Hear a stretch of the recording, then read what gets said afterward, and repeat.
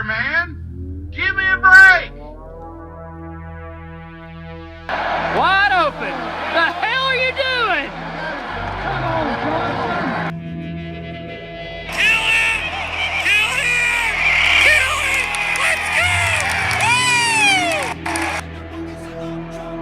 Donald Trump! Donald Trump! Donald Trump! Oh my God! The hostile takeover of Donald Trump on Vince McMahon has happened at WrestleMania 23. Let's go, Brandon.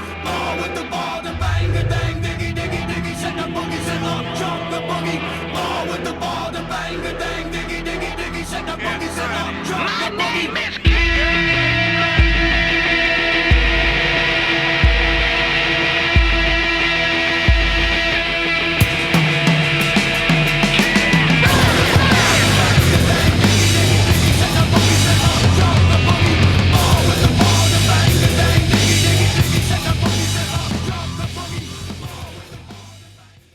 All right, Section YY8 podcast is coming back to you. Negative Nease is not solo this week. Got one person with us. One decided to show up. We went back and forth this week on when to record the show. I couldn't record it last night because this is Wednesday night. I couldn't record it on Tuesday night because Carter had a game I was announcing, and then I went to a Mexican restaurant afterwards to eat chips and dip with Chad Grubb and Hunter, listeners of the show. Shout out to them. And then we recorded tonight, but I went to the UT game and I should have left like 10 minutes earlier, but I stayed until I think it was the under 4 media timeout and then headed to the exit. So it didn't take me long to get home, but we're recording pretty late tonight, but it's just me and Harb this week. Shout out to Harb for jumping on. He's Howdy. here with us. How's it going, Harb? I'm doing pretty good. It's been in kind of a slow week at work. All the tourists have left Sevier County after the Thanksgiving weekend. So had a little time to chill out, watched a little bit of UT basketball and, just kind of regroup going into bowl season. Heard that. Well, Big Montana's not here this week, but shout out to Big Montana for the hat I've got on. I'm a big Trump fan. I've not endorsed anyone yet for the 2024 election, but Big Montana got me this hat when we were tailgating at South Carolina.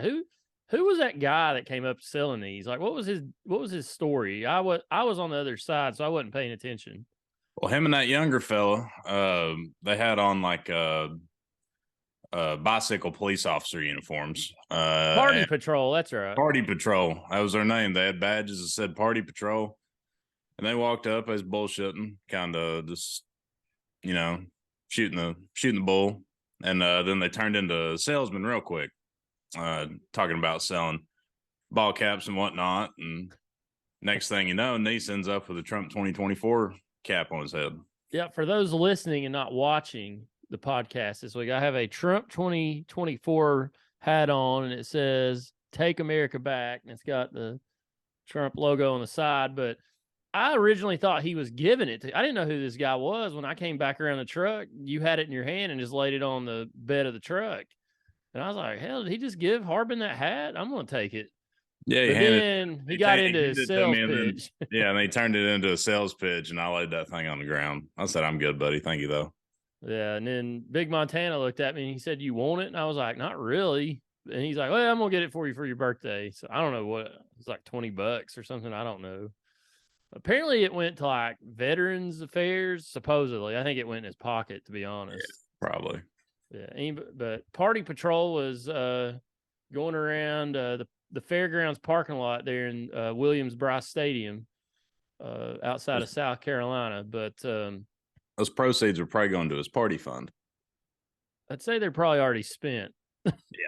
Just absolutely. being honest. Or went to go buy more fake hats. Yeah, because I think he bought this one at like the Citgo or the QT or something, because it's about what it feels like. It's a cheap hat. This is the first time I've worn it, was for the show here, and I put it on. It's pretty cheap, but it'll, fun hat to wear when you're playing cards or sitting around BSing with your buddy. So I'll wear it around, but I have not made an endorsement yet for 2024. We'll get to that later on. Not tonight, but some other podcast episode down the road. But I was hoping more would be on here this week, but sad that they're not. They're not dedicated to the show like I thought they were. Tough. Ratings are at an all-time high, and Big Montana's too busy working. Gavin is probably asleep. It is 10 o'clock here on Wednesday night, but Gavin's probably asleep. Day Vol has got state testing at school tomorrow, so he's getting a good night's rest so he can give out tests to kids and sit there and do nothing while they take the test. Why you need rest for that, I don't know, but I'd say he'll get plenty of rest tomorrow. Yeah, he'll be good and rested. He probably take a nap while they're giving out the test, and he'll wake up right before they're done, or when one of them needs to go to the bathroom or something. But yeah, tough day for Day tomorrow. Y'all remember him, but was going to have a special guest on here, but now he couldn't make it. So rough week for the podcast, Harbin. Here we are, man. We gotta. I mean, it's team effort. You know, there's weeks that I can't make it or whoever can't, and we just gotta step up and carry the load. You know, this train keeps rolling, stops for nobody. We will. We'll go on and we'll give the people what they want, which is another episode. So we got a lot to talk about because I was on here by myself last episode after the South Carolina game, just a disaster, as I titled that episode. But we'll get Harbin's thoughts on South Carolina really quick, the Vandy game, college football playoff rankings, potential bowl games for Tennessee basketball had some big wins last week, a couple non-sports categories that we'll get to later in the show. Harbin's top 5 showers that he's taken in his life. It'll be PG rated, I promise. Yeah, he one of them was in South. Spoiler alert! One of them was in South Carolina a couple weeks ago, and then I came up with another. I wish there was more people on here, so we might delay this one. But it's like a golden era for songs about the state of Tennessee right now. I mean, and I don't want to get into it right this second, but a lot of songs out there about the state of Tennessee, the Tennessee Vols. You name it. So I can't remember another time. Number 1 on that list. What's that? Dixieland Delight. Oh yeah. And those, speaking of, Chad Grubb texted us this Saturday. Those doofuses in Alabama are still playing that song. Like, what are they doing? But they don't play it between the third and the fourth quarter anymore. They were playing it in the fourth quarter, like during the timeout. So what are they playing after the third quarter now? Well, they always play Green Day. I can't remember which song it is. They always play a Green Day song, and then they play that. Or maybe they go back and forth. I've seen both, but yeah, they were playing it during the time when they came back from commercial during the timeout last week in the Iron Bowl. It was on during a commercial, and they were just singing, giggling, smiling, idiots. The song's about where you're from, Rutledge 11W, baby. Bloody 11W. All right. Give me your thoughts. You were down there for that debacle in Columbia a couple weeks ago. What was your thoughts about that? Now that you've had a few days to get away from it, actually a couple weeks now to get away from it, what do you think about it? Well, the whole weekend was a lot of fun. I'm going to preface by saying that Nathan's uncle and Aunt Melody were gracious enough to house all of us heathens and keep up with us, feed us, for Nathan's late birthday celebration. That was awesome. Get down there, tailgating, having a good time. All the South Carolina fans are great. VFL Jason Swain and his boys dropped by the tailgate, got him a YY8 sticker, like Nathan said last week. Vibes were high. We had probably at one point about 30, 35 Knoxville folk at our place, and vibes were high. It was chilly. It was windy. So real quick, at the game tonight, Thomas Raines sat in front of us at the stadium. He said, "Hey, when I was in the stadium, I saw this girl walk in, and she had one of your stickers on her butt cheek." That's the marketing guru. Yeah. No, I think it was another one. Oh, was it? I think there was multiple females that had these stickers, which on the video, if you're watching, you can see it. They had these stickers on their rear end. I don't care what anybody says. Females can sell things better than males can. It's But that just was it is scientific genius fact. if you think about it, because most guys look at girls' butts. And Yeah, that's what she said. She said, most guys look at my butt, so why not put the sticker on it? I was like, I stood there and didn't know what to say. I was like, that's actually like brilliant. it's incredible. I'm going to start doing that. I'm going to take stickers to games and just walk up to girls and start putting them on their butt. Well, you're gonna have to ask if they're okay with it. Well, I'll ask. Yeah, I'll ask. Yeah. I'm all about getting permission. But sorry, continue. So it's cold, windy. Walk in. South Carolina's cool atmosphere. It was my first time going. Pre-game's cool. They played Ric Flair, you know. And then they get ball first, go right down the field, score on us. And I don't think anything of it personally. I'm like, okay, you know, whatever. We come right back down and score even quicker. And I look at Griff and I'm like, okay, back to reality, 7-7, like warm up a little bit, we're fine. Well, they go right down the field and score again and again and again. And even like midway through the third quarter, when we were down 14 or 17 or something, and we scored to cut it to 10, I think it was 41-31 or something like that. Yes. I still wasn't nervous. I was like, okay, like South Carolina put up a fight, like we're fine. And then the floodgates open and we ended up getting our doors blown off.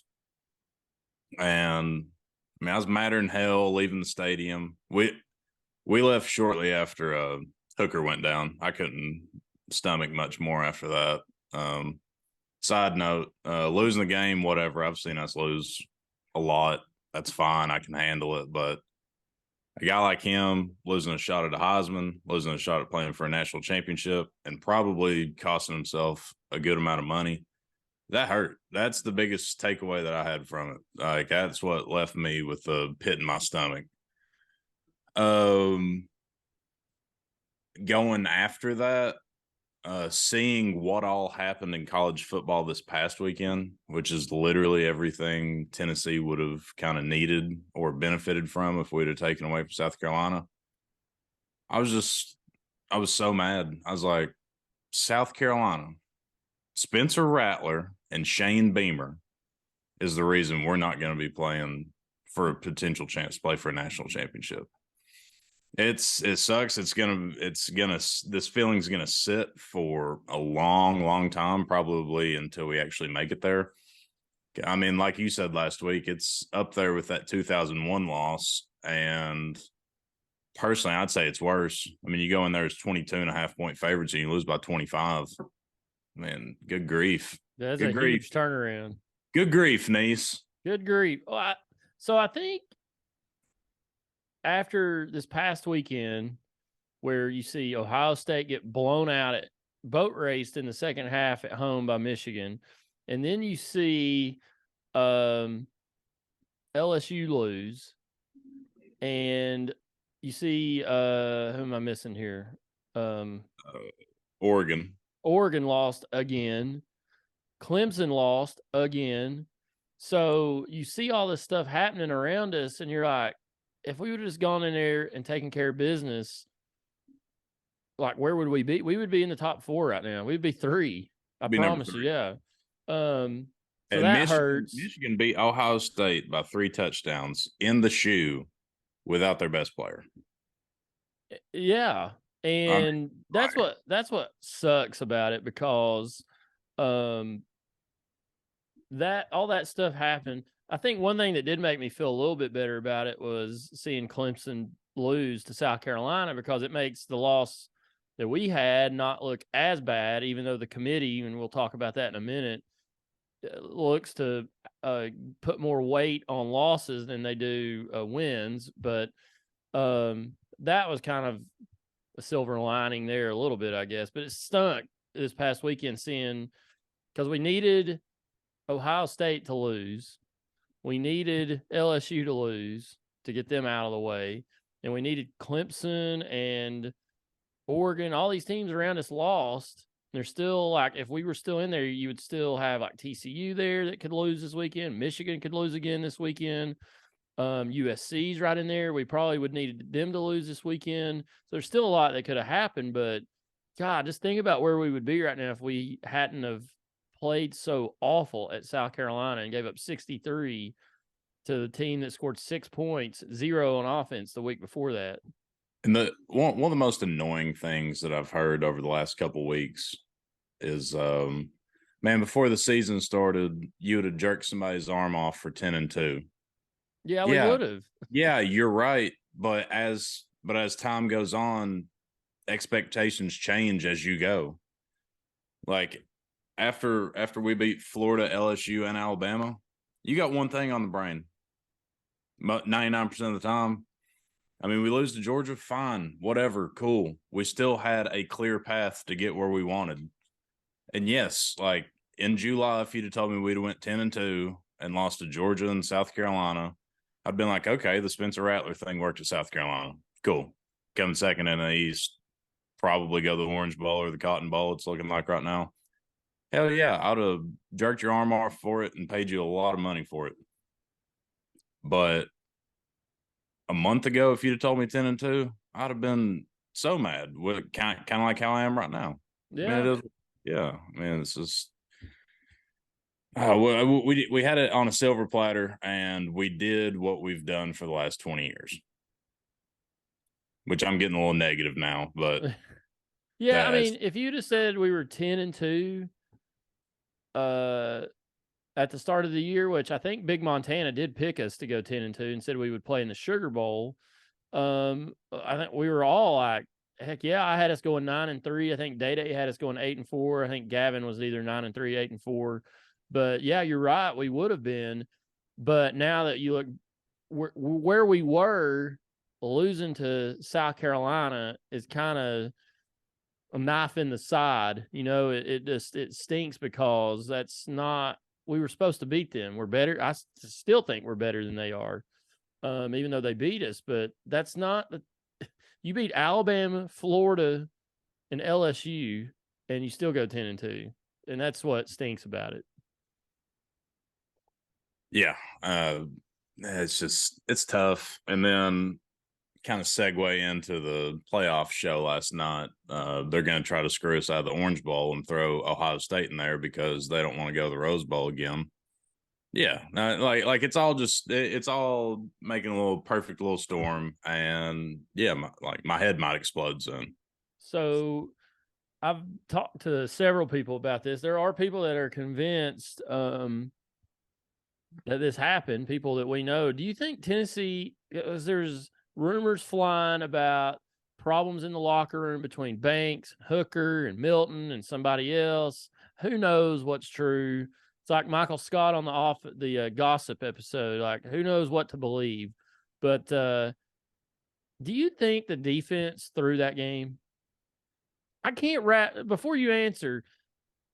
There are some I know that are kind of convinced now after watching Tennessee shut out Vandy last weekend that that's the case. But I just can't wrap my mind around that could happen. As a player, no matter how you feel about your offense or somebody on the other side of the football or anybody on your team, how could you go out and throw a football game when you're in the running for a chance to play for the national championship? Do I think they threw the game? No, I don't. I'll preface by saying that. But the conspiracy theorists out there, which I like to feed into conspiracy theories sometimes, but they've got a lot of ammo because Jeremy Banks doesn't play, supposedly gets into it with Hooker, yada, yada, yada. We give up 63 South Carolina, who scored 6 points on Florida the previous week. Banks returns to the team and plays against Vanderbilt, and we shut him out. And I didn't get to watch much of the game, but from what I understand, their offense looked absolutely awful, and we looked like the 85 Bears defense out there. Yeah. I mean, I understand like defensive captain or defensive leader, however you want to put it, makes a huge impact. But it's really hard to wrap my head around that one single player makes that big of a difference on the defensive side of the ball, at least. I don't believe that Jeremy Banks was the reason, him missing was the reason we scored or gave up 63. No. I mean, if he was Luke Kuechly or JJ Watt or whoever you want to throw out there, then fine. But I mean, he's a good player. I mean, I don't know. I don't know how I feel about it. Bottom line is we will never know the 100% truth on the situation. No. So, but the short answer, do I think they threw the game? No, I don't. I don't either. I just can't wrap my mind. I hope it's not true, but I can't wrap my mind around it. But you go from 1 week giving up 63 to giving up 0. Now, granted, Vandy's attack was run left, run right, run up the middle. They had no passing game to speak of whatsoever. Tennessee was just clogging the line of scrimmage up. Vandy broke some stuff here or there, but was just never able to do much of anything. But it's like a huge contrast from 1 week to the next. Like Jeremy Banks was back, but we were also missing Turnage, who got hurt at the South Carolina game. We were missing Flowers. Yeah, I mean, it was like the funny thing is we were missing pretty much our whole starting secondary, and that was probably the second best the defenses looked all year. Yeah. I mean, I seriously. thought it was the best game besides Kentucky. Right. Yeah. So the whole starting secondary, who has been the most suspect unit of the entire team all year, has to sit, doesn't play for whatever reason, not 100% sure for all of them, but all of them sit, and that's second best we played all year. Yeah, I know Turnage was hurt. I wasn't sure what was wrong with Flowers. I never really heard. I'm not sure either. Turnage was the one that popped his hammy against South Carolina, right? Yeah. Which I was like, good, get him out of the game because he was chasing players anyways, but it didn't matter. Next play, his replacement comes in and gives up a touchdown. So it didn't matter who was out there. Yeah, Turnage was getting picked on so bad in Columbia, though. It was bad. It was really bad. Him and Haddon were awful.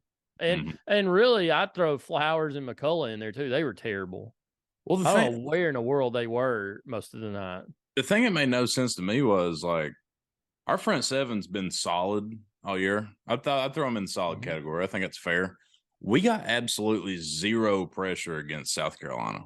Yeah, it was bad. They did nothing on that side. I mean, Rattler's jersey was probably cleaner than my T-shirt because I'm sure I spilled beer on it before the game. I mean, he got hit twice, but they were like spread out. He got popped one time when he tried to scramble, right? And then he got popped later in the second half, but that was it. I mean, other than that, he just stood back there and did what he wanted. Yeah, and that's literally the best he's looked since high school. Yeah, I mean that maybe Oklahoma, but Oklahoma, like, God. I mean, there was several passes that he couldn't have gone out there and handed it to the receiver any better than he threw it to him. It was amazing. There was a touchdown pass right in front of us, and I was like, "Oh, nobody could guard that." Right, and a thing that I and Burke and Griff and Cruz were talking about on the way out was, man, give Rattler and Beamer all the credit as much as it hurts, because we made fun of Beamer ball all week, and they didn't use a single bit of Beamer ball and still beat the tar out of us. They didn't have to. No, they only punted once. Yeah, I mean, they didn't have to. All they did was score touchdowns and kick extra points. So they had 12 total possessions, scored 9 touchdowns, punted once, and it had 2 knees for the end of the half and end of the game. That's disgusting. It's disgusting. Yeah, it was. I was there for the 2016 game. I was there in Columbia in 2008. Tennessee lost that game, and then the next day is either Sunday or Monday. Philip Fulmer was fired. So I've been there. It was the third time I've been there when just bad things happen, and all 3 of those were night games. So next time we play at South Carolina, I hope it's a noon or a 3:30 kickoff. Yeah, let's play at 8 a.m. Get a little breakfast in bed game on ESPNU. The last time I saw Tennessee win, well, I guess the last time we did win there was 2014. That was the overtime game where we were down like 14 with like 2 minutes to go and came back and won it in overtime. But we lost in 2016, we lost in 2018, and we won in 2020. I forgot about that, but I didn't go to that one. And then we lost in this week or 2 weeks ago. So I've been to 3 straight South Carolina losses at Williams-Brice Stadium. And I said this in a You need tweet to watch the next earlier. one at Uncle Eric's house. Yeah, we just need to go to Spartanburg and watch it there. But Right. when I go on the road, if we win, I should get all the credit, and if we lose, I shouldn't get any of the blame. Right. I mean, if you win, if we win, you're the good luck charm. If we lose, you weren't on the field. I totally get it.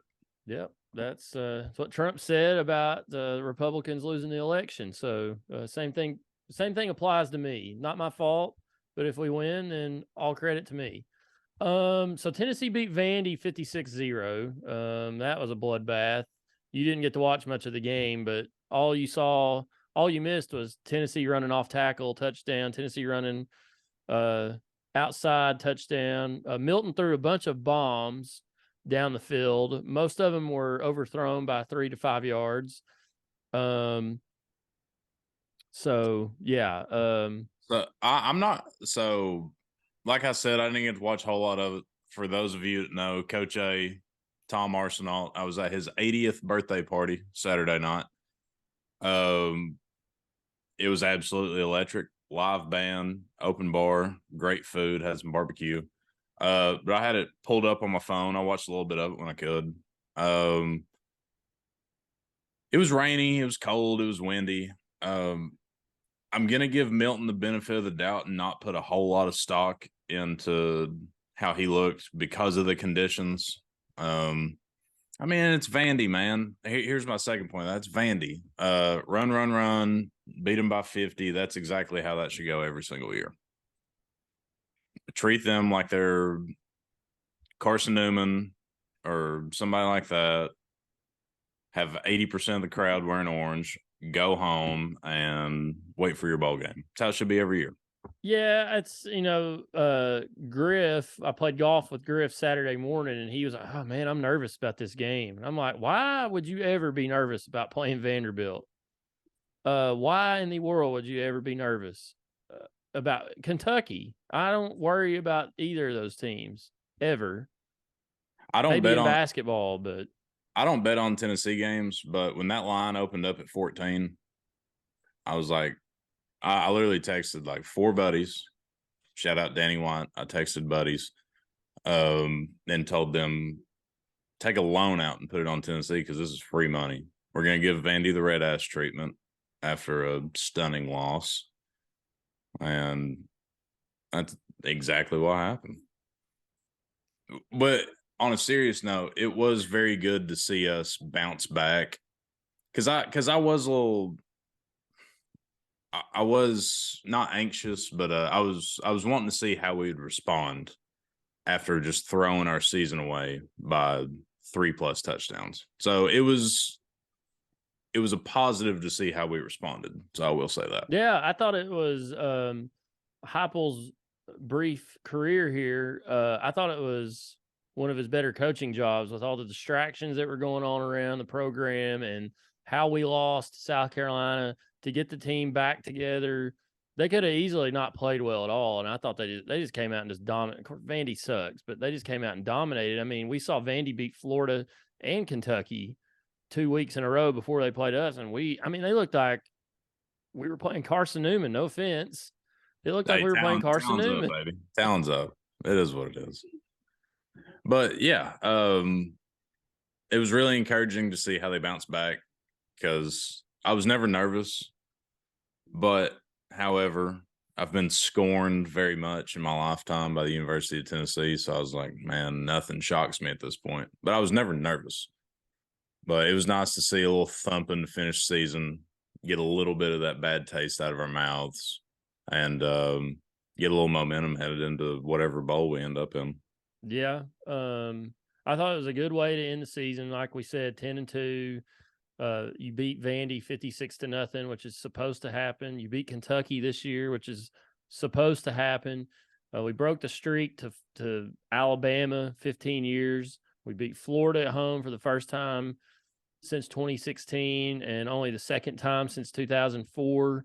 So big wins there. We went on the road and just dominated LSU, who is a top 15 team. So we've got two, as of right now, top 15 wins. So, I mean,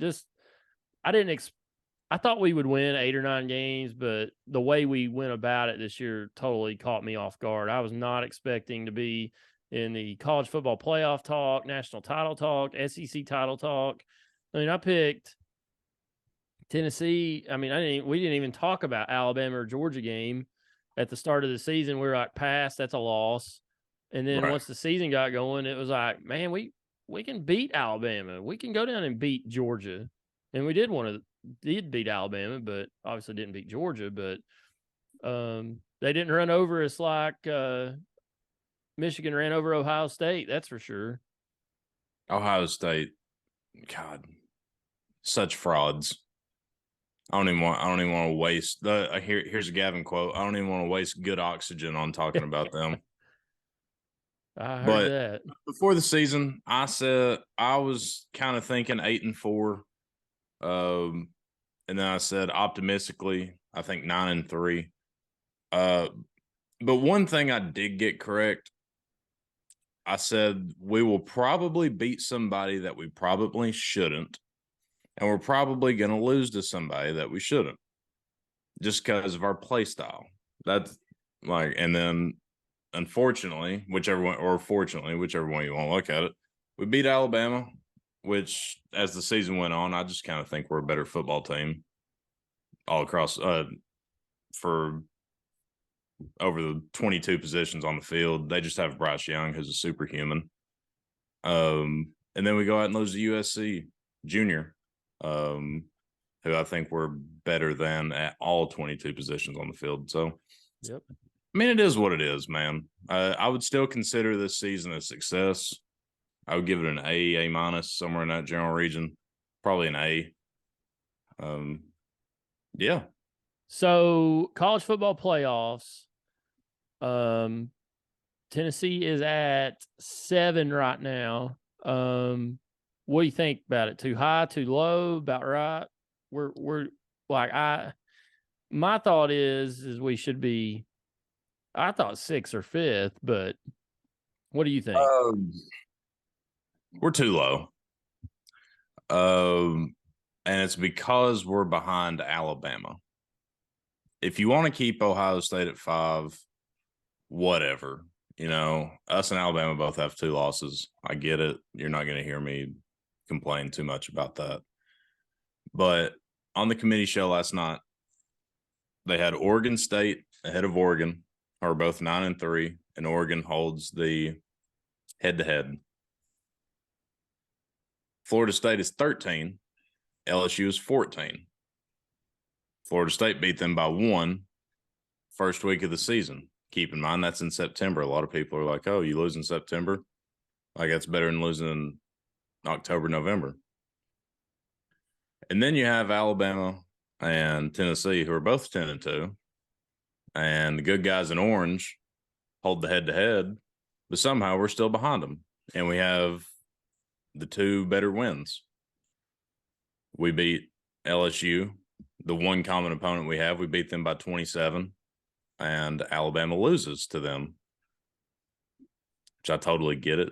Like, which I don't get it. I got caught off. Big Montana has joined the Zoom. That threw me all off. I lost my train of thought, and he's shirtless. Oh my God. The Vols are winning their bowl game. Hold on a second. I accidentally muted him. We have a late arrival to the show. Big Montana is here. What do you say, fellers? And he's shirtless. My God. Balls are back, baby. God, you can tell that the basketball's covered tonight. What was the line? So when I got to the arena, It was 35. It was 35 and they won by 36. Yeah. And it was no looking like clue. we were going to grind out like an 18-point win.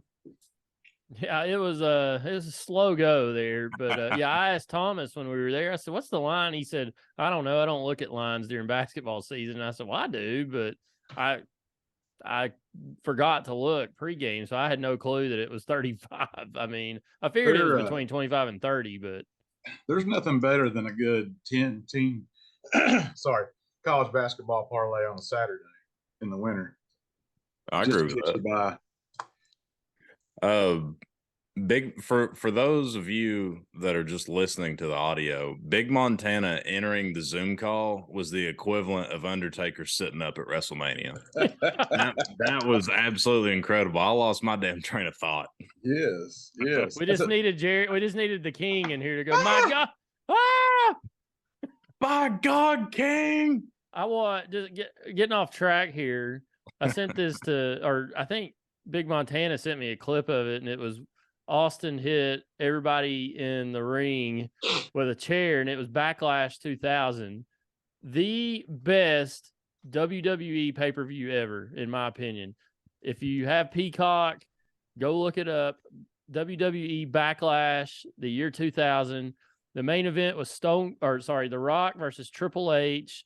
The deck was stacked against The Rock. Triple H was the champion. The Authority, or what? Not the Authority. They weren't the corporation anymore at that point, but it was basically all the McMahons were out there helping Triple H against The Rock, and then here comes Stone Cold with a chair. He hits Triple H. He hits the Stooges with a chair, who were dressed as referees. Then he gets in the ring and hits Triple H. And then here comes Linda McMahon to the ring with the fired referee Earl Hebner, the greatest wrestling official of all time. And he enters the ring. Linda pushes Stephanie McMahon down, her own daughter, and the commentary is just fantastic between Jim Ross going berserk, Jerry Lawler going berserk. It's just everything about it is so awesome. Go back and watch it.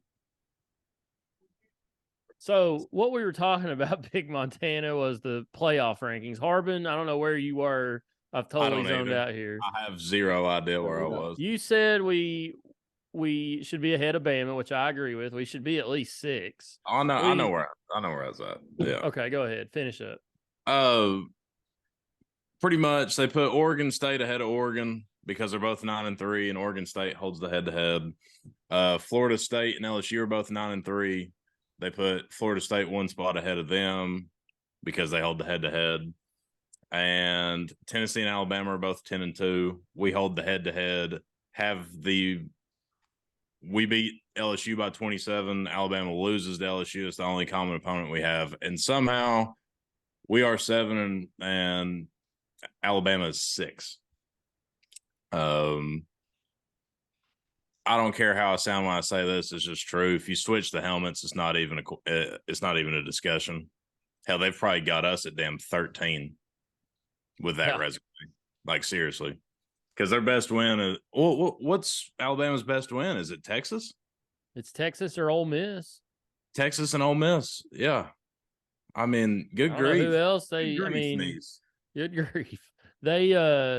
Seriously, like Tennessee has 2 wins against top 15 opponents. We have a higher strength of schedule. We beat Alabama. We have a better record against common opponents. We beat LSU. We beat Vandy. They beat Vandy too. That's the other one. That's the other one. But I can't, right off the top of my head, but I do know we have a better record against common opponents.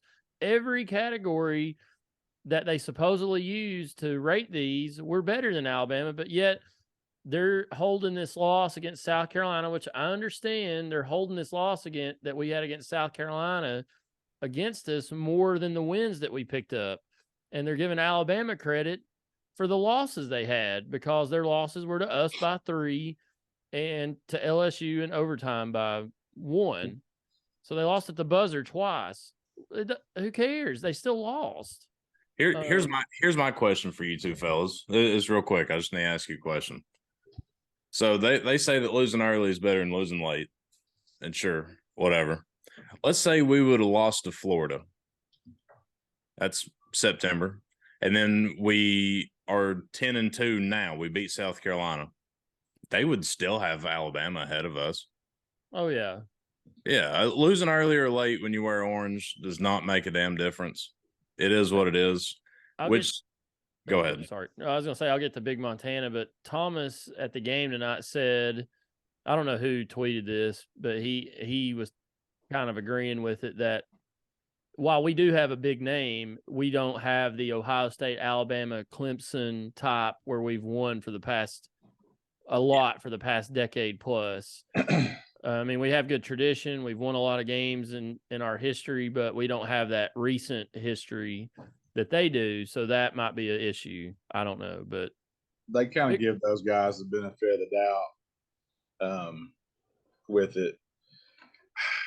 Man, that loss to South Carolina, just getting our asses torched, is the Achilles heel on all this. I agree with you. Common opponents. We beat Alabama head to head. Alabama's 2 losses come by, 4 points? 4 points. So, but also, they're 2 more plays away from being 8-4. Texas should have beat them. It took a miraculous play for Bama to pull that game off. Who was the other one? Texas A&M. Texas A&M threw it short of the damn goal. Just an idiot play call by Jimbo Fisher. I knew what he was trying to do. They just didn't execute it the right way. But like I said, Tennessee takes care of business. We're not having this discussion. They're probably the 3rd ranked team right now if they beat South Carolina, the way it shakes out. So can't leave it in anybody's hands but yourself. I mean, that's just part of it. Yeah, that's true. It is BS. I mean, in other, I've heard somebody say, well, this is Alabama's worst season in 10 years. It's Tennessee's best. Get used to it or whatever, and I'm like, okay. At the end of the day, beating Alabama this year was my national championship. If the season ended right there, I'd been happy. The Lord could have took me home, and I'd have entered the gates of heaven with cigar smoke in my breath. I mean, it would have been a beautiful thing. But I don't know what can top that moment for me. We talked about this. Would a national championship be more special than that night? Yeah. It'd be, I mean, man, I'm serious. Like, it would be close. I think it would be, but it would be different though, because it would be different because it wouldn't be in Neyland. It wouldn't, you wouldn't have been storming the field. They wouldn't have cracked the goalpost. We wouldn't have been smoking cigars. They wouldn't have been playing Dixieland Delight.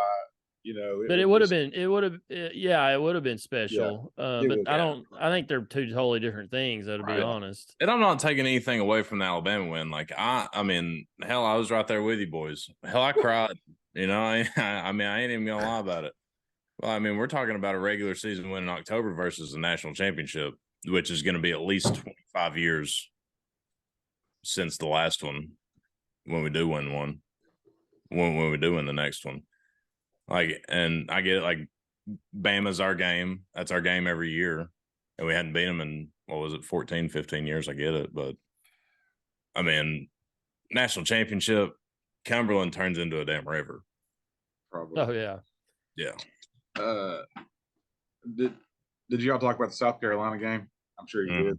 Yeah, we did already. What do you think about it real quick? It was a beautiful trip. I had a great time. I enjoyed it. Everything was great but the game. It was awful. Yeah, the game was bad. Probably my lowest point. I've kind of grown up a little bit to where I don't get like depressed over sports losses anymore, really. But that was a shitty ride home, knowing what we lost. If we were 8-4 or whatever already and we lost to South Carolina, it wouldn't have been that big a deal. But just for what we lost, it's pretty rough. Yeah, it stunk. That's for sure. I like your hat, Nease. Yeah, I said I was wearing it. You got it for me for my birthday, so yeah, I'm wearing the. I have not made an endorsement, but I am wearing this hat. I probably endorsed some child sex slave ring by buying that hat for you, but either that or you bought that guy a 12-pack. Yeah, but because he was with the Party Patrol. We'll go with 12-pack. Yeah. I really did appreciate the guy's sales pitch, though. Being a salesman myself, he was trying hard, and I was like, you know what? Let's help this guy out. He had a bunch of money in his pocket, though. Did anybody else see that? I He did pulled not out- see that. I did not. No, I did not see Oh. that. So he'd sold multiple hats already. Oh, he had at least $1,000 in his hand when he. It caught pulled me. out. I didn't know what was going on at first because I was in the truck getting something out when he came by, and then I walked up and I'm like, "What the heck is this? Who's this guy?" How much did he charge you for that hat, Bolin? I think I gave him $20. Yeah, Fair. I said this is the kind of hat you get at like Pilot or QT or something. Yeah, Those ones they have up in front of the counter next to the cell phone chargers. Yeah, I think I've seen that hat hanging up in the Sunoco in Jeff City. That's Probably. Right. It looks good. I guarantee it. So college, we talked about the rankings. So potential landing sites for Tennessee in a bowl game. These are on the table for me: Sugar, Orange, and Cotton. I don't think we go anything less than that. Now that the rankings are out, I think it's going to be tough for Tennessee to go to the Sugar because they have to take the highest rated SEC team not in the Final Four, which would be Alabama as of right now. So that would, you would think, drop us to the Orange Bowl. I've heard stuff today that the Rose Bowl may not take Ohio State. And then Jerry Palm tweeted 9 hours ago, in what would be the most Purdue thing ever, there are rumors flying around West Lafayette that the Rose Bowl would not take the Boilermakers if they win the Big Ten on Saturday against Michigan. The last Big Ten champion to be available for the Rose Bowl but not play there was Indiana in 1945. So I'm sure there's a lot going on behind the scenes because I think the Rose Bowl contractually does not have to take Ohio State, so they can basically pick who they want. So there's rumors that they'll pick Penn State, and that would send Ohio State to the Orange Bowl, which would there in turn send Tennessee more than likely to the Cotton Bowl. So what's your all's thoughts on where Tennessee may land? Could they not pick Tennessee to come out there? To the Rose Bowl? Yeah. I mean, they could, but when they're not when they're not hosting the national title game or playoff, they want Big Ten versus Pac-12. So that would be highly unlikely. I'd go to Pasadena. Oh, I'd go out there in a heartbeat. Yeah, I'd do that. I still think I don't care about the Ohio State thing. I still think that's just bullshit media thing. It's all rumors. It's all hearsay. Right. I'm still thinking that we have probably an 85% chance of playing in the Orange Bowl against Clemson, which the more I think about it, that's probably the one that I want the most. After that, I'd probably say it's 5% Sugar Bowl, which just based on bowls, period. Obviously, Sugar Bowl has the most integrity out of all three of these. But we're looking at playing like Kansas State. I don't want to play Kansas State. I don't want to play Kansas State. I would rather play. What is North what is the gain? What is, like, let's say we beat Kansas State. What is there to gain outside of being Sugar Bowl champions? Yeah. There's a lot more to gain in beating Clemson. Whether you want to talk about recruiting or just geographical sense. Dabo running his mouth about us flipping burgers during conference championship weekend. There's a better storyline in Orange Bowl. I don't think any of us want the Cotton Bowl. And that's probably the second most that's probably got the second highest odds of where we go. And I saw a couple of reports where they were gonna try their damnedest to get us in there against UCF, get Heupel against his team. ESPN would absolutely love if UCF beat us, blah, blah, blah, whatever. That has some interesting storylines. We also have nothing to gain from that. Or we play Tulane. Cool. A rematch from 75 years ago in the SEC. Whatever. At this point, I want the Orange Bowl against Clemson. I want to beat Dabo by 14-20. And let him flip burgers until August.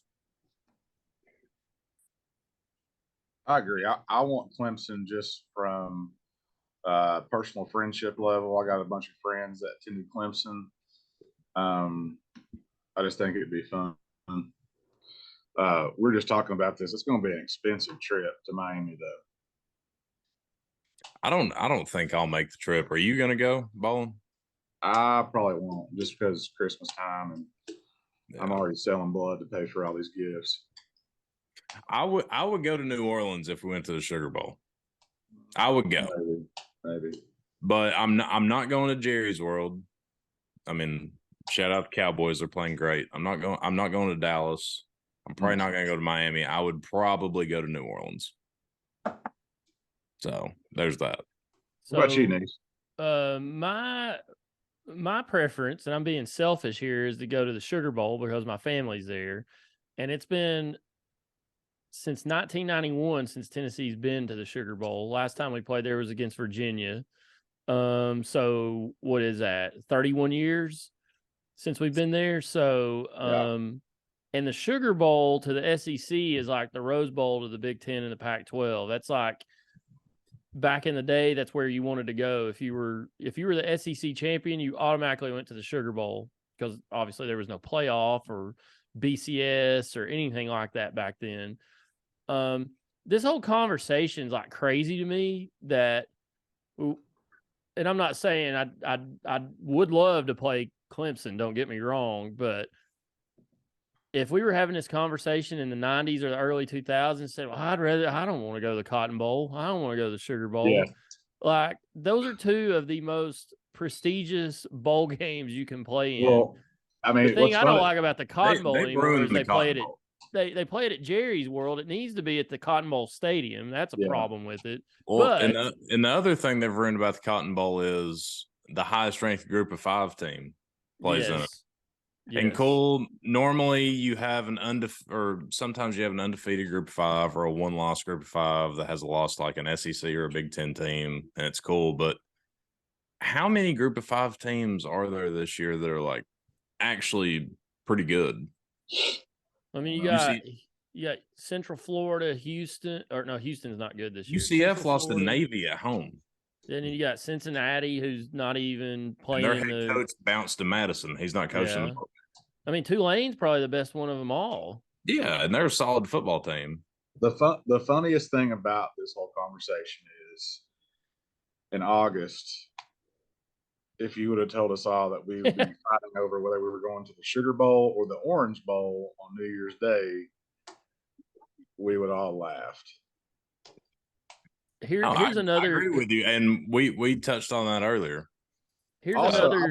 I do want to point out that I had my games wrong, but I did pick the final record correct. Yeah, I said that earlier before you hopped on here that you did pick us to go 10-2. I think Day Vol was the only one that picked us to lose to South Carolina, but yeah, I think I was 9. I did make a comment about I was worried about that game too, but I think I had us 9-3. Gavin was 9-3. Day was 8-4. You were 10-2. So we were all right in there. But yeah, you did 10-2. And I did say Sugar Bowl too. So you did. That's why I'm being selfish about it because I want to go. I can go back down there, spend a few days around my family. Got a free place to stay. It will be a lot cheaper. Here's the thing that you put the Orange Bowl over the Sugar in this whole thing. The Orange Bowl's on Friday, December 30th at 8 o'clock, 7:30 or 8 o'clock. It says the Sugar Bowl is at noon on New Year's Eve. At noon, the Sugar Bowl should never be at noon any day of the week. It should be on New Year's Day, and it should be at like 8 o'clock. That's when it's always played. The Rose Bowl. Isn't the Cotton Bowl noon on New Year's Day? Cotton Bowl is January 2nd, 1 p.m. Oh, that's even worse. That's even worse, which is a Monday. God, it's even worse. What's December 30th? Is that a Friday? It's a Friday. So here's another thing I don't like about it. And I know they have to do this because of scheduling and TV and all this stuff. Because January 1st is Sunday, NFL's playing, but the Rose Bowl's on January 2nd. Are you kidding me? The Rose Bowl is supposed to be on New Year's Day. The Sugar Bowl is supposed to be on New Year's Day. What are we doing? Are there any games scheduled for New Year's Day? That's what I'm trying to find here. I doubt it Let's look. because the NFL's playing. The I don't NFL just needs to. I I don't mean, see any. it ain't There's that December important. 30th, 31st. Tax Slayer Bowl's on the 31st. Music City's on the 31st. At least it we're not not going to the Music City Bowl this year. Is it not the Outback Bowl anymore? It says Tampa Bay Bowl, January 2nd. Citrus Bowl, January 2nd. Yeah.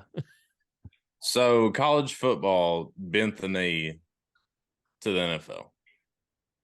Which everybody bends the knee to the NFL. No, and I totally get it, but I mean, New Year's Day bowls are supposed to be played on New Year's Day. Exactly. Now, keep in mind, a lot of these were played in pro stadiums, so that's a problem. Fair, but could the NFL take off and play the Super Bowl on February 19th instead of February 12th? In place of what? Well, I'm saying they could not play January 1st, not play. Let's just take that whole weekend off, NFL. It's bowl season, right. Bowl game. Yeah. Push the season back. Super Bowl's February 12th. Play it on February 19th. But then you can't do that because the Daytona, I know Daytona 500 and Super Bowl aren't the same thing, but the Daytona 500 is the next week. It's always the next weekend after the Super Bowl. You just got too much going on, but yeah, it does. It stinks. I don't like it. Because correct me if I'm wrong, because I work in a restaurant, so my work schedule is much different than you boys. Most people work on January 2nd if it's a weekday, right? I think a bunch of companies are going to take that Monday off. We get that Monday off because when a holiday falls on a Saturday, we get the Friday off. When it falls on a Sunday, we get the Monday off. Right. So this year it falls on Sunday, so we get the 26th and the 2nd off. I think the banks and stuff like that, that's how they're going to do it. Probably. I think either way, on January 2nd, I will be pouring drinks for the good people of Sevier County. So that blows. I am really thinking hard about going to the Orange Bowl. I am will definitely 100% go to the Sugar Bowl. Cotton Bowl, I don't know. I would love to go see Jerry's World and go to that game, but I don't know. I can't let my first trip to Jerry's World be for a UT football game. It's got to be for the Cowboys. I'm exactly right there with you. Big Montana. That's how I feel about it. Like I like that. That's pretty close on my bucket list of places that I haven't been. And I mean, it would be cool, but something wouldn't feel right if first time I stepped foot in that building was to watch Tennessee play. Yeah. What was your mom's ties to the Colts game the other night? She just go with friends, or what was that? No. So she was in Indianapolis for a work convention. Nice. So I forgot the name of the organization or the company or whatever, but there's always a big fair convention, and in the past it's been in Las Vegas, in San Antonio, and places, and this year is in Indy, and they got all 6 or 7 that went from Tennessee Valley Fair to go to the Colts game. Nice. And this is funny. I want to bring this up. I'm glad you brought that up. Colts are -2.5 Monday night. So I was at work with my GM John, and every Monday night we normally bet on the Monday night game just to give us something to do because Monday night's normally pretty slow. So I text my mom. Obviously, she does not gamble. And I was like, "Hey, Colts are -2.5 tonight. Means they got to win by 3. How are the vibes around the stadium? How's Indy feeling tonight?" And she said, "I love the Colts. The Steelers suck, and it's home game. Hammer them." So we did. And obviously, Mama Harb is 0-1 on her expert picks of the year. So sad. I'm not going to say a bad word because it's my mother, but she needs to stick to her day job. So I put a poll out on Twitter the other day. Which bowl would you like to see the Vols play in? We had 44 votes. 66% of the voters said sugar. 27% said orange. Only 7% said cotton. So in our unscientific poll, a very few voters. They preferred the Sugar Bowl. So,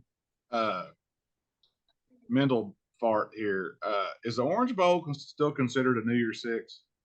Yes. all three of these bowls are New Year's Six bowls. Oh, the Cotton Bowl is too. Cotton, sugar. I don't cotton, care. sugar, orange, Fiesta, rose, and peach. Yeah, go give me the. I'll be honest, man. I understand you want to go to the Sugar Bowl. I want to play Clemson. I mean, Yeah, that's the better matchup is Clemson. There's no doubt. Play Clemson. So That's in that the Twitter best poll, I voted Sugar Bowl because if we let's say we go to the Sugar Bowl, go 11-2 on the season, beat Kansas State, or somehow if we got Texas, I'd rather have that. But if we go 11-2, win the Sugar Bowl, that mostly wipes out the taste of the South Carolina game for me. Not fully. I mean, that's going to hang on until we actually do make the playoff. But also a consolation prize in playing Clemson in the Orange Bowl. Orange. That'd be awesome. Like that would be too. So I truly don't think if it's between sugar and orange, we can go wrong either way. But I have zero desire in playing in the Cotton Bowl against Tulane. I mean, really, you can't go wrong in any three of them. Yeah, but it's the desire for fans to travel and who we're playing is what stinks about the sugar and the. The thing is, we're going to travel no matter where we go. And I think the Sugar Bowl knows that. The Sugar Bowl does not want Alabama. I don't think Bama's going to travel the Sugar Bowl. I mean, some of them will, but I think that since they're not in the playoff, people are going to take the year off. You know what I mean? The Sugar Bowl does not want Alabama because the last time Alabama went to the Sugar Bowl, they went down there and they gave up to a Trevor Knight-led Oklahoma team and got beat by 1 million. It was like 42-14 or 17 or whatever it was. So the Sugar Bowl doesn't want Alabama. I truly think the Sugar Bowl would rather have us because they know we're going to travel and know that we're going to play hard because we haven't been in the Sugar Bowl in 30-something years. I'm ignorant to all this. Do the bowls pick us or does the committee tell us where to go? So, the Sugar Bowl had contractually, if they're not hosting a playoff game or the national title, they have to take either the SEC champion, or if the SEC champion is in the playoffs, they have to take the highest rated team not in the playoffs from the SEC. And I think it's the same with the Big 12 as well. They have to take the highest rated Big 12 team not in the playoffs, which would be K-State, if they don't beat TCU. They would automatically be in there in one of those playoff games, I think, if they do win. But they would automatically be in the Sugar Bowl because I think either way, I think Kansas State's going to be in the Sugar Bowl because I don't think TCU drops below them. They are probably still in the playoffs if that happens, but depending on what everything else happens. But yes, long story short, some of these bowls have contracts that when they're not hosting the playoffs, they have to take certain teams. But I think if I read it correctly, the Rose Bowl does not. They get to choose who they pick from, I think, both conferences. Right. Where the Sugar Bowl has a contract where they have to take Alabama and Kansas State. The Orange, I don't know. I think the Orange has the ACC champion, which is why Clemson or North Carolina would go there, and then an at-large team. It's usually Big Ten ACC, but I'm not sure there would be a Big Ten team to go there because of the Rose Bowl. So, right. Which I guess they could take Penn State, but that's another thing too about all this is if the rumors are true, Penn State's going to go to a better bowl game than we will. And they do not deserve to go to the Rose Bowl. I'm sorry. They do not. Yeah, that's bullshit. They haven't beat anybody. Ohio State hasn't beat anybody. Alabama, for that matter, hasn't beat anybody.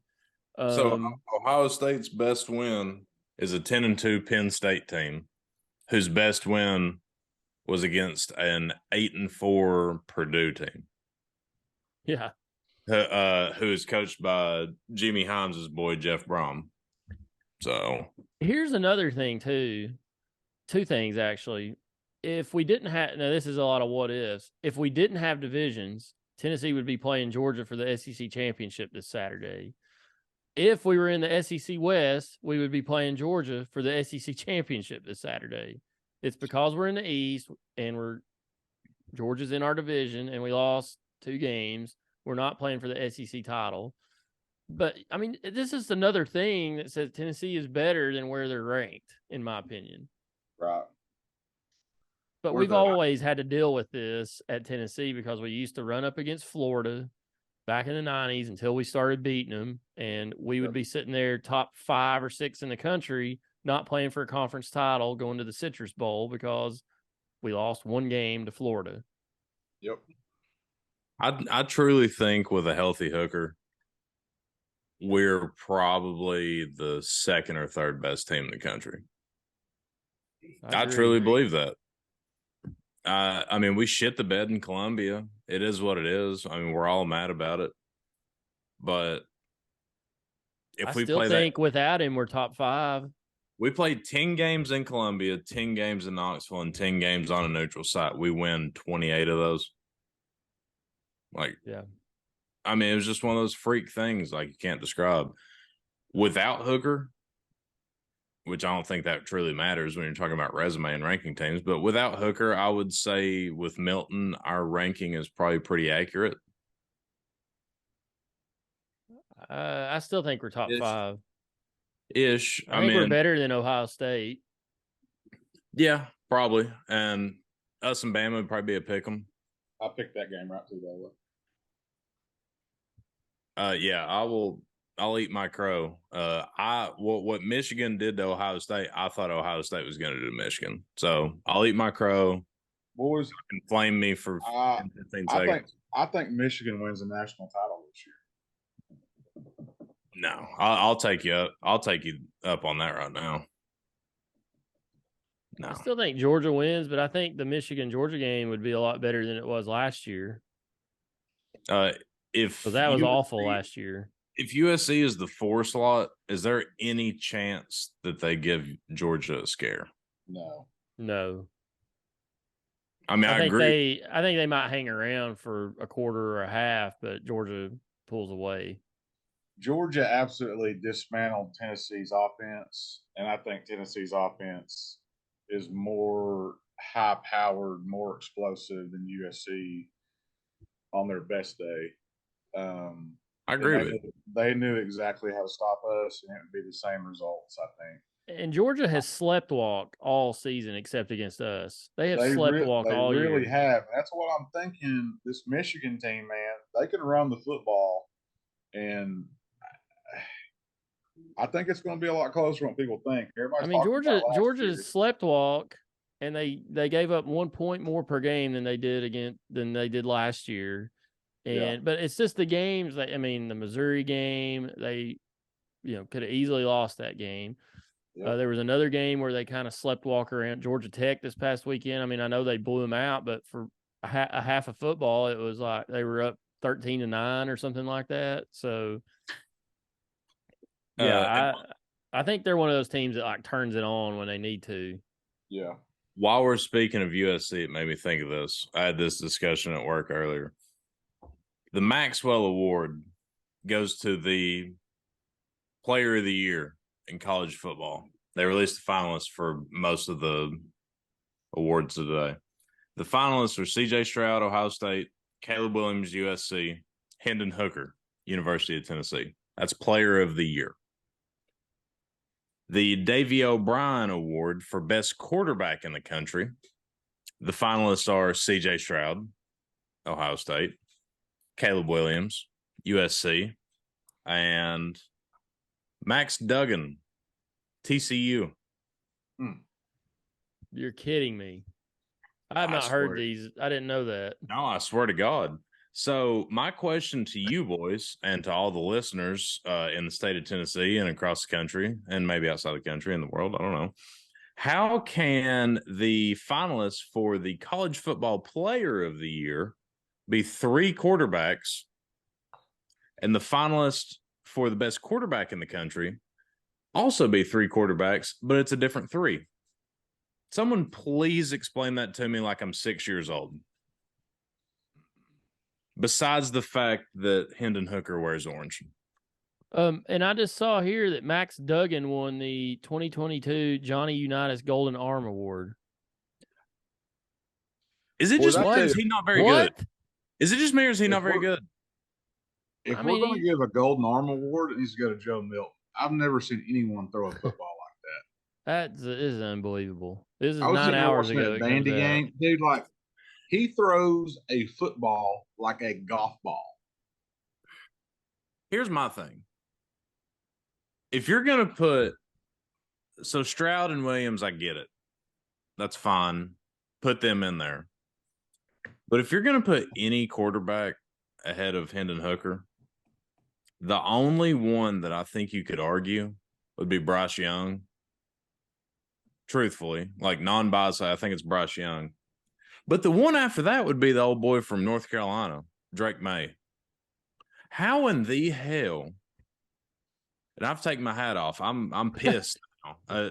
God Almighty, how the hell do you put that boy from TCU in there? I understand they're undefeated, but who the hell have they beat? Like, you gotta be kidding me. This is horse shit. Give me a break. Give me a break. Good grief. The finalists for the Bolitnikoff are Hyatt, Harrison Jr., and I thought it'd be old boy from TCU because I see a lot of flack about him, but it's Xavier. Who, Duggan? No. I'm joking. God, that's got me fired up. But, Good. wide receiver from Iowa State, Xavier Hutchinson. Never heard of him. Of course, I don't watch much Big 12 football, so. No, I haven't heard of him either, but the only guy that I've heard of, not only guy I've heard of, but like outside of Hyatt and Harrison has been that guy from TCU as far as like NFL draft and stuff like that. My question to you all is, does Hendon Hooker get invited to New York for the Heisman? I think he does. Don't they take 4 people? Well, it depends every year. It depends on the vote, like how many votes. I think they have to get a certain amount, like I think it's a percentage, maybe. I don't know. There's a criteria they have to meet. I think it's anywhere between 3 and 5. I think he gets invited. Do y'all think old buddy from USC wins it? Yes. Yeah, and he shouldn't, but he's going to. I would rather him win it than Stroud, to be honest with you. I'm right there. I agree with that, but I don't know. If Hooker would be Hooker is getting punished for missing 1 game and a quarter. Yeah. And granted, and would he have even played the whole game in that game he missed? He probably would have just played like a half, maybe. Right. And yeah, so they're punishing him for missing 2.5, 3 quarters of the season. The thing about it is, all the time that he's been on the bench this year probably equals a full game too. I think if you had to pick 5 to be in New York, it's Caleb Williams, CJ Stroud, Hooker, Corum, the running back from Michigan. He deserves to be there. And the quarterback from North Carolina is a true freshman, so he's going to have his time. And I hate to say it, but I think Bryce Young should be the 5th guy. I mean, he's not going to get votes to win it, but dude is incredible. And I hate to give him credit, but he is. Yeah. I think that's the 5. I truly do. I'm glad he's gone. Yeah. Yeah, he's going to make a lot of money, and he's going to make an NFL franchise very happy. So I didn't know this. I'm looking at the selection process. Originally, only players east of the Mississippi were eligible for the Heisman, but since 1936, all football players playing in all divisions of college football nationwide are eligible for the award, though winners usually represent Division I football subdivision schools.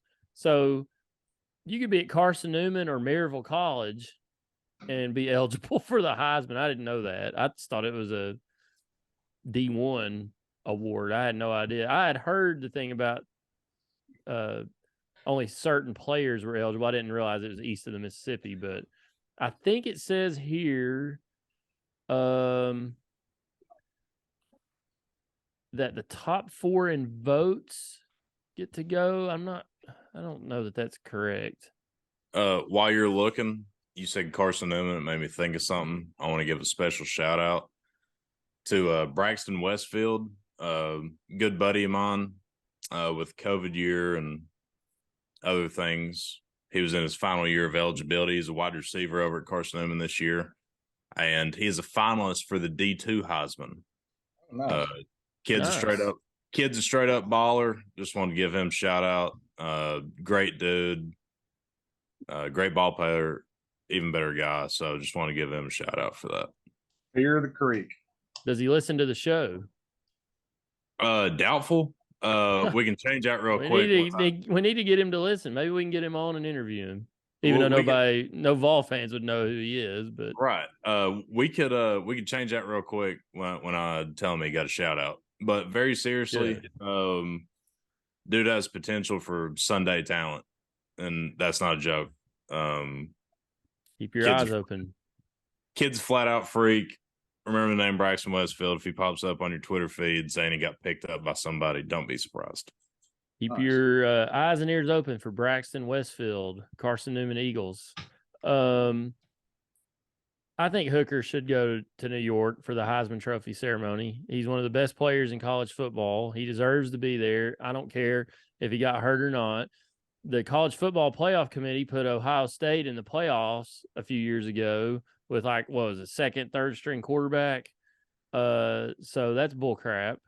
So yes, he should be there. And if he's not there, that's just another reason to disregard and consider this award irrelevant, in my opinion, especially after what they did to Peyton. It's been a joke since Peyton Manning left.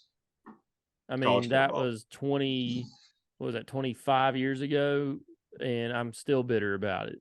But I'll never forget watching that show. It's on ESPN. Tennessee should not let ESPN Game Day come back to Knoxville ever. Kirk Herbstreit is a cuck. What has happened to him? It is time to with excommunicate him from campus. The state He sucks. send him back to Ohio State and to Ohio.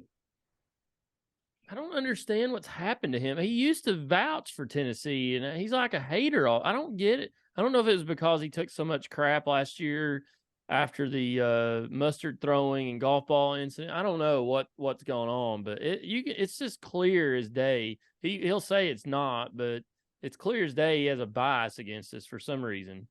Oh, speaking of throwing trash on the field, obviously we got absolutely trashed, no pun intended, by the national media last year when we did it against Ole Miss. I would like to rewind to Thanksgiving night about a week ago when in the Egg Bowl, when granted Ole Miss did get a bad call their way, but their student section was throwing beer cans and a damn folding chair WWF style in the end zone. ECW style. And if you didn't watch that game live or check your Twitter feed within an hour of the end of that game, you didn't hear a peep about it. So the irony that we threw trash on the field against Ole Miss, and Ole Miss fans were clutching their pearls and saying we had no class or dignity, and then they turn around and do that shit the year later, and you didn't hear a word about it. The media, I saw one media argument saying there wasn't a delay in the game, so that's really why they're not saying much about it. There are was a you delay. kidding me? What's the difference? They're still throwing stuff on the field. It's sad and unfair. Fake news, sports journalist media. This ridiculous. So stupid. I've lost my notes here. Hold on just a second. Because I had some other things I wanted to talk about. Oh yes. Let's move on from football for a minute. I know it's still football season. We got one more game to go, bowl game. But how about the baller Vols? Tennessee basketball goes down to the Bahamas, wins the battle for Atlantis, beats Butler, USC, and the defending national champion, number 3 ranked Kansas Jayhawks. All three without Triple senior J. Josiah James. Which isn't a bad thing. No, You want to have him, but no. What I'm saying is, it's a big positive because he is pretty much I mean, I guess a 3-year starter. I guess. I mean, he's a 4-year guy. He's a glue guy. Yeah. Probably he's in consideration for our best player. It's huge because last time I was on here, I was cracking jokes about losing to Colorado, which that game was gross. My opinion of that game still doesn't change. I was making jokes about losing in November as opposed to March, blah, blah, blah. Anytime you're more in college basketball, if you win a Thanksgiving weekend tournament, it's a big deal. It's the biggest deal you can get before conference play starts around Christmas time. I think there was a stat floating around that 9 of the last 11 national champions have won a in-season tournament.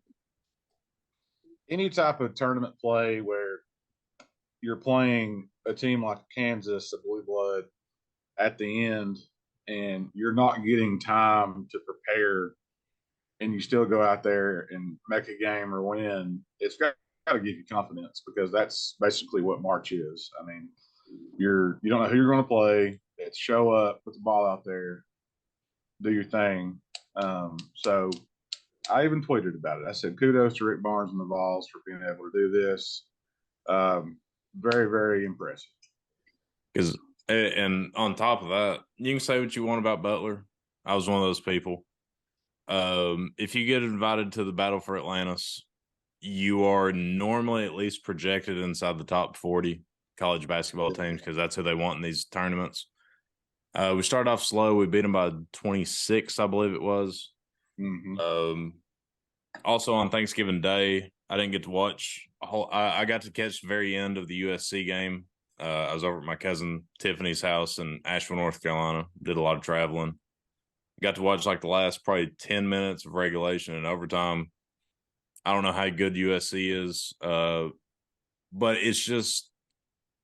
it's reassuring and it's good to see that we can close out a game. I didn't see. I'm gonna be honest. I watched the first half. I was at my cousin's house. At halftime, I went outside and was playing cornhole because the weather was great, and I totally forgot the game was on. I was like, "Oh crap! I wonder what the score is." And when I ran back over, there was like 2 or 3 minutes left in regulation. So I watched the last 2 or 3 minutes, and then overtime. Obviously, I don't know. USC usually under infield makes the tournament. And I think they're always in contention for the Pac-12, but I don't know what I've not read a lot about them. I don't know what they're like this year, but I mean, they're not terrible. They're not bad. They're pretty good, but they look how they normally do. Pretty long, athletic, solid defensive team. You know, I mean, and then when we played Kansas, I'm a gambler. I thought something was off when we were favored. I think we were favored by 1.5, and then ESPN's BPI had us a 66% chance to win. Yeah, I thought something was off of that with us because, to my knowledge, correct me if I'm wrong, they didn't have anybody out, and we had one of our starters out. Because I truthfully, just because I've been scorned in the past, I was like, okay, we'll play them tight, lose, whatever. I was just kind of trying to, because it's November, it's basketball. I'm just trying to not get butt hurt over this. We're favored by 2, and I was like, well, that kind of tells you who's going to win. And then we go out there and dominate them, shut them down, beat them by 14, 15, whatever it was. Played lights out defense. Offense played pretty good. Yeah, I mean, the boys are rolling. I said in the preseason or whenever we played our first game or whatever, we'd hover somewhere between 7 and 16. We're back up to 13 now, right in the middle. We're going to be good. We're probably going to be a 3. My prediction is we're going to be a 3 seed in the tournament. We're going to be a good basketball team. I mean, they played McNeese State tonight at Thompson Bowling. They did not shoot the ball well, which this team is known to do already. But I mean, they played really good defense. That team's not very good, but they won by 36 and they didn't really play well. So that says a lot about them, in my opinion. They covered. I'm telling you, I text some other guys this. Y'all might make fun of me or say I'm wrong, but I think Tennessee is an elite basketball program right now. The mentality and the ability. I mean, they went into that. You could tell they went into that Kansas game expecting to win, and they took their game plan to Kansas. It wasn't we didn't walk into that game afraid of Kansas or anything like that. But Rick Barnes has got the mentality of this basketball program right now where I feel like it's an elite basketball program in the country right now. I know we don't have a lot of success in March because we just don't, for whatever reason, we cannot win in the NCAA tournament. But, I mean, you look at what he's done since he's been here, where he consistently compete for the SEC title. We've won the SEC title twice since he's been here, one tournament, one regular season. We're just missing that Final Four run. But I think Tennessee is right up there with anybody right now as far as college basketball goes. I'd agree with you. I don't know. I mean, obviously there's a tier system. I don't know how many you would put in that elite tier, but I would definitely say that in this current moment, we're a top 10 basketball program for longevity. I mean, I think you would put Kansas, North Carolina, Duke, Michigan State up there. But who do you put up there after them? Like, who's the elite programs after that? I mean, UCLA, North Carolina's in there. Well, that's what I said. I said North Carolina, North Carolina, Duke, Michigan State, Kansas. Are we ahead of Kentucky right now? Like Kentucky, I forgot about them. Yes. I think we are. Yeah. I mean, I'm right there with you. I think in the SEC pecking order right now, it's Tennessee and Kentucky. But then you've got programs that are coming up, like I think Texas can be in there. You've got Gonzaga out west that's in that category. You've got Arkansas. Arkansas can be there. I'm trying to think up north of anybody besides Michigan State. I mean, Ohio State's always decent. I mean, I'm not saying they're in that same class, but they could be in there. But yeah, I mean, I don't know. It's tough. I mean, one that might shock you is Purdue. I think Purdue's up there with Tennessee. Dude, they're good. As it sits right now, I think Purdue's the best team in the country because they beat Duke and Gonzaga, which I don't think Gonzaga is what they have been the last couple of years. But they're still they they're beat still the very snot good out of them. Duke and Gonzaga, they beat them by like 18 and 19. They've got some dude that's like 7'2" or some bullshit for them. They always do. Right, but this guy can like actually play. Like he's not just big. Like this dude can play. They've still got Houston number 1, or is it Virginia? Yeah, I mean you got like Houston's number 1, but then you got like Virginia, who under Tony Bennett's always going to be up there. I know they were down last year, but you got Virginia's up there, Arizona's in there. Look who's in the top 10. Indiana. Where did they come from? Right. I know they're playing North Carolina tonight. I don't know the score of that game, but I think Tennessee's right there with any of those. I mean, I think I would put them ahead of Indiana. UConn's 8. I would put ahead of them. Creighton's 7. Creighton's usually pretty good. Baylor, I would put Baylor in that category as elite. Indiana won by double digits against Carolina tonight, by the way, 77-65. Carolina's lost 3 games now. I know a couple of them were in the tournament, but they've fallen all the way to 18. So while I'm looking at it, I saw somebody post this on Twitter. They were like, man, December 17th is looking like a great weekend for college basketball. And I just want to read up some of the – if you've seen it, cool. But for those that haven't seen it, I'm going to read off some of the matchups from December 17th and their current rankings as of today. So we have number 9, Kansas, hosting number 10, Indiana. We have number 14, Gonzaga, hosting number 11, Alabama. Alabama's the team to look for in the SEC. They're playing pretty good. Yep. The marquee matchup of the day, as it sits right now, is number 3 Virginia hosting number 1 Houston for December in college basketball. That's massive. Wow. Yeah. In the CBS Sports Classic, you have number 25 Ohio State hosting number 18 North Carolina. Carolina may be having a little spiral, but also you have Kentucky hosting UCLA 19 versus 21. And then you have Purdue versus Davidson. Purdue's number 5 currently. And you also have number 8 UConn hosted by Butler, which that could be whatever. And to close the night out at 10:30 in Arizona, you have the number 4 Arizona Wildcats hosting the number 13 Tennessee Volunteers. It's going to be a huge day. It's a huge day of college basketball. My slate is clean that day. Mine, unfortunately, will not be clean except until that night. So I promise you I'll be watching that night, but have youth basketball duties all over town that day, unfortunately. But I will be keeping track. Don't worry. I mean, golly, if I was at home, I wouldn't be doing anything except watching college basketball all day long. That's what I'll be doing. God, that's a great, great day.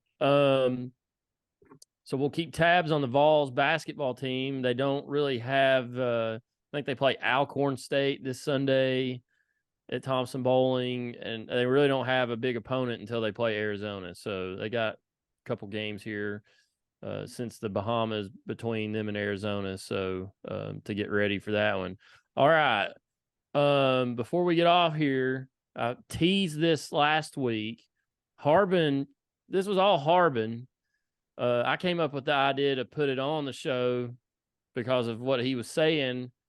But he got out of the shower over there in Spartanburg at my uncle's house, and he was like, "My God, guys, that is one of the best showers I've ever taken." So Harbin wants to share with us the top 5 showers that he's taken. And Harbin did reveal before the show that we've actually had a listener in the shower, Logan Sherrod. Whoa, listener in the shower. He was listening. Was he listening in the shower?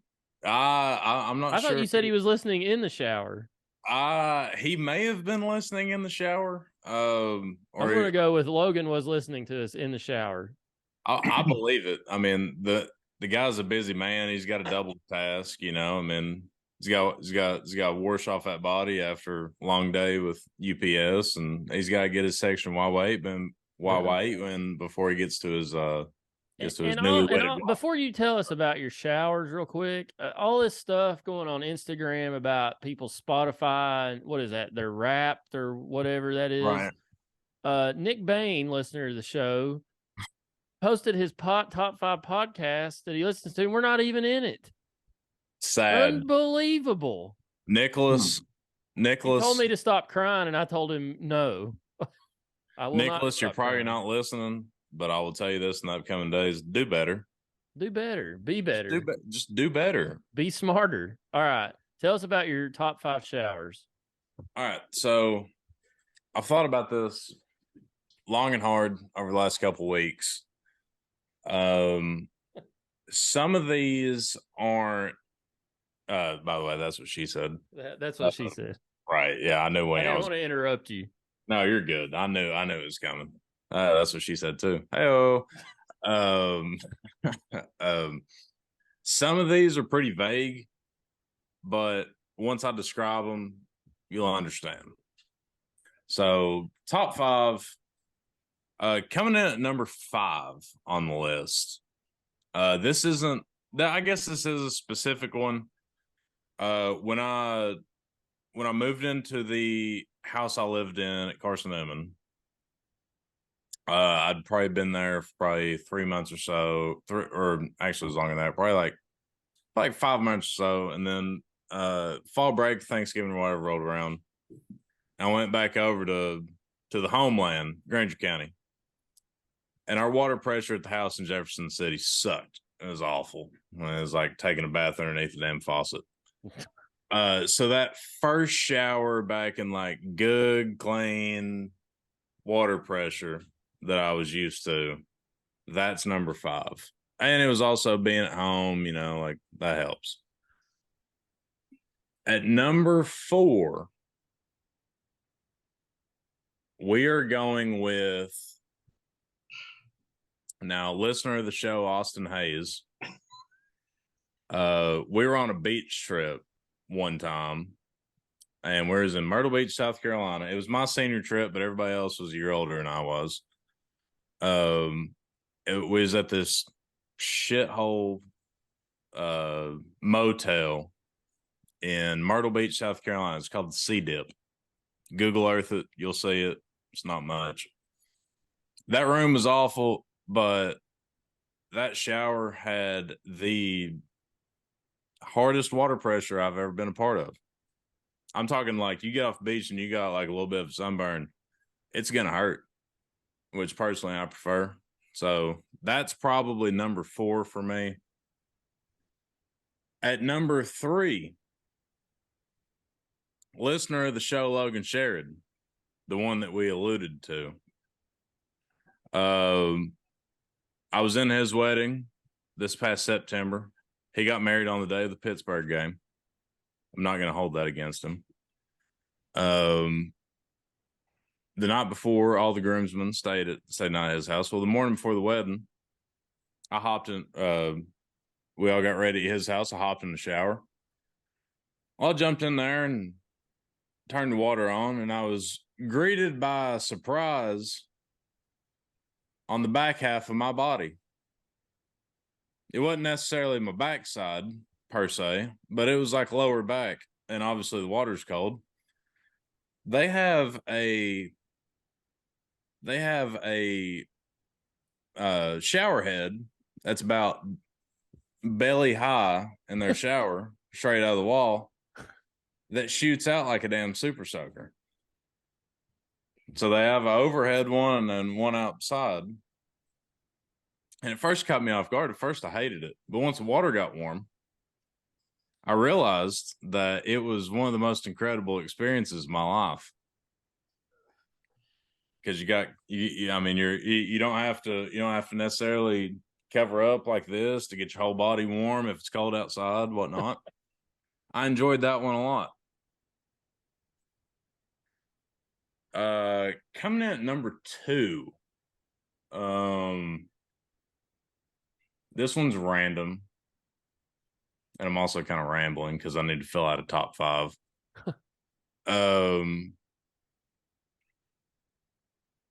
Hell, I can't even think of a number 2.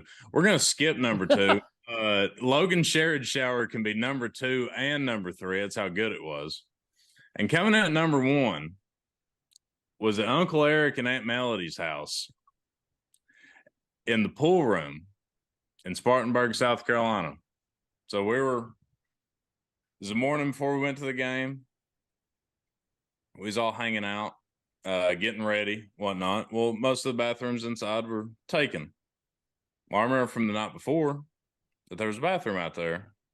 And when I went and used the restroom, I noticed there was a shower in there. So I said, Aunt Melody, can I just go shower out there? And she's like, yeah, absolutely, go for it.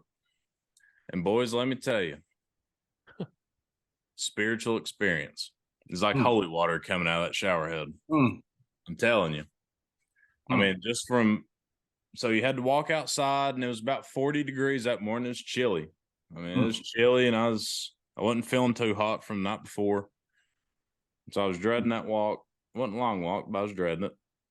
I get in there, and they've got a heater in there. You already feel cozy as soon as you walk in that bathroom. And it's a nice little walk-in shower. Got a little cutout for your shampoo, conditioner, body wash, soap, whatever you need. A nice little cutout. You turn that thing on. And it's one of them overhead ones that just pours straight out from the top. And normally those they just kind of piss out, It's like the rain faucets or whatever. It comes down top of you. Yeah. Yes.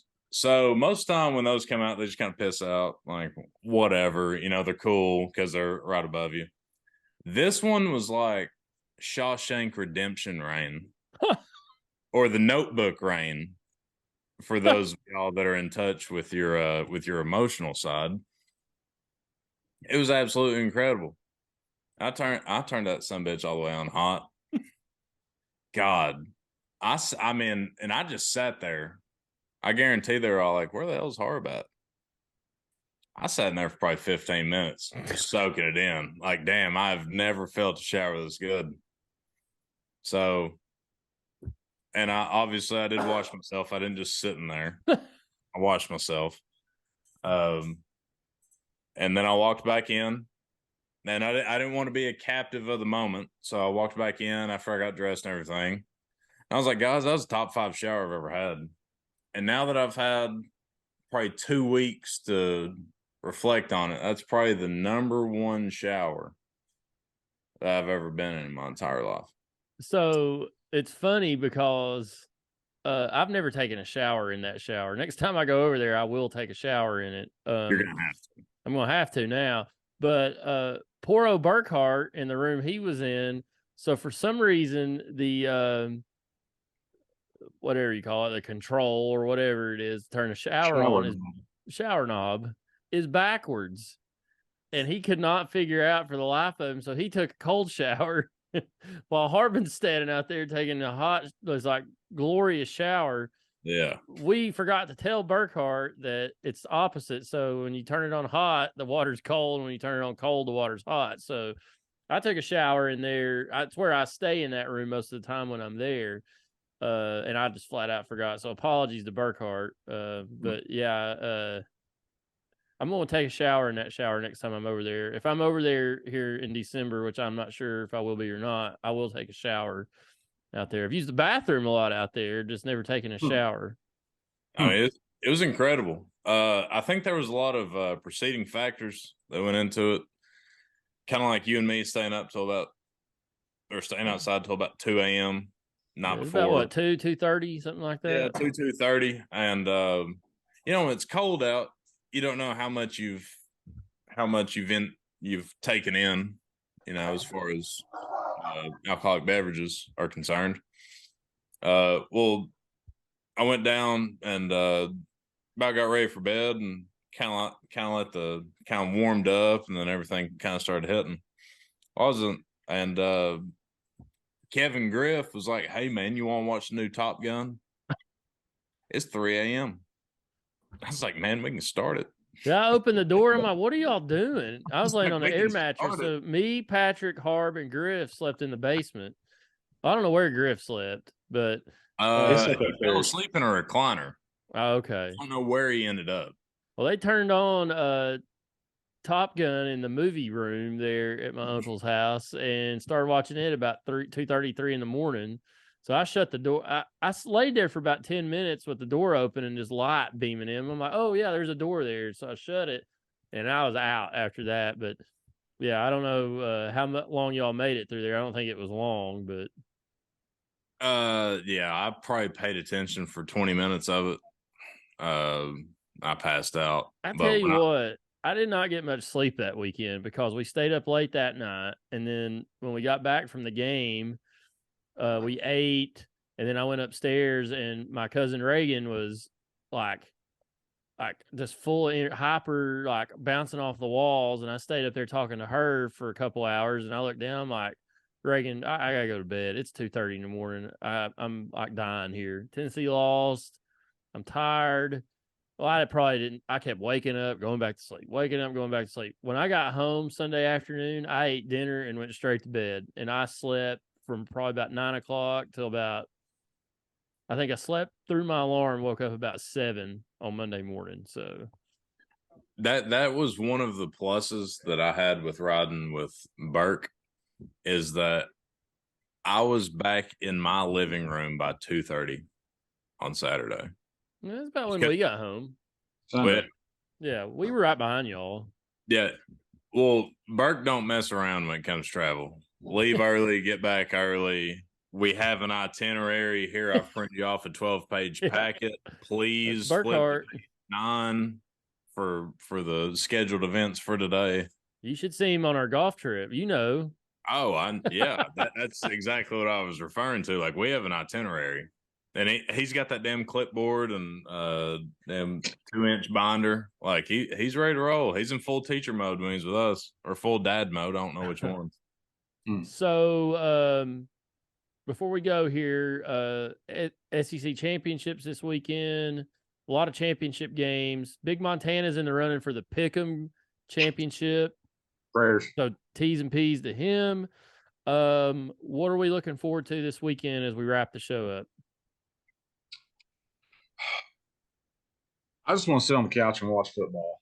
I don't have to be worried about anything except for this pick'em. I'm just ready to sit down and watch football. It's been a long week. Get fired up. Does Georgia win the SEC title? Does USC win the Pac-12? What are we thinking here? Yeah, I think all the favorites win. I don't know if all the favorites cover though. I like Georgia to cover. I like USC to cover. I like Kansas State to pull the line. I like Michigan to cover, even though Purdue is known for covering the line. There's a bunch of games on that pick'em. I don't even know who they are. That's going to be rough. Yeah, I hadn't even looked at it yet, but there's a bunch on there. Did you know that the last game is the Navy-Army game next week? Yeah. That always is. Well, on our pick sheet, we normally don't do that, but this year we've added it to where you pick it, but it's not till next week. So, like, there could be like a game that game could decide like who wins or loses.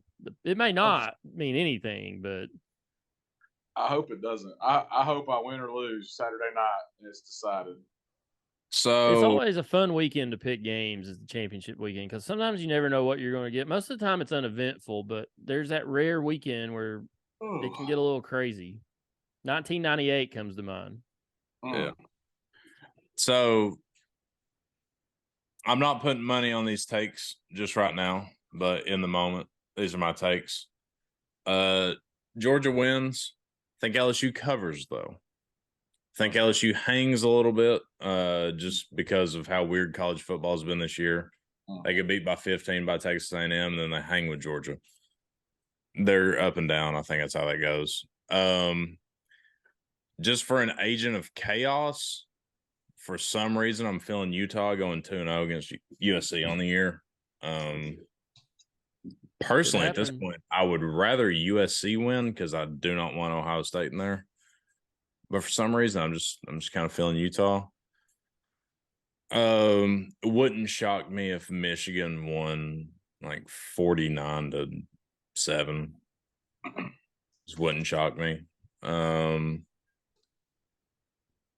don't know what the spread is on Kansas State TCU, so I can't speak much on that. I think TCU does what they've done all year and squeak one by. But this weekend, since we're not playing, and since I'm a proud American, I will be at Schultzbauer Brewing Company by 8 a.m. on Saturday for the U.S. men's national team for their match against the Netherlands. So I'm glad we beat Iran the other day, not Iran. Iran. Yeah. What time does that bout start? Soccer match? 10 a.m. Okay, Eastern. I might watch it then. I was going to say I'll watch real football over that, but since it's at 10, I'll probably watch it. That's fair. But I watched the whole England versus USA, and I was very pissed off they ended in a tie. We got to figure this out. That's why Americans don't like soccer. Line these guys up and take 10 shots, 10 players, 10 kicks. Whoever gets the most out of 10 wins. Well, they will in knockout stage. They will in the knockout stage. I fixed it. They will. Always They'll do it in knockout. They just don't. Fair that you feel that way, but it was also a big time win for us that we drew England. Well, because England, I think, according to FIFA rankings, is the number 5 team in the world, and I think we're around 20. So we can't. But yeah, I will be watching that, and then the weekend after, I always get pumped for the Army Navy game. I think that's awesome that it's the only game of the week. I will have my happy ass on the couch watching that. So there's that. A lot to look forward to this weekend. Lots of football to watch. So hope everybody finds a place to watch it. this weekend. Appreciate everybody listening. Remember to like and subscribe to us on YouTube. You can find us anywhere you hear podcasts. We are out of time, Tony Schiavone style, for Harbin, for Big We're out of Montana. time. This is Negative Niece. We'll see you guys next week on the Section YY8 podcast.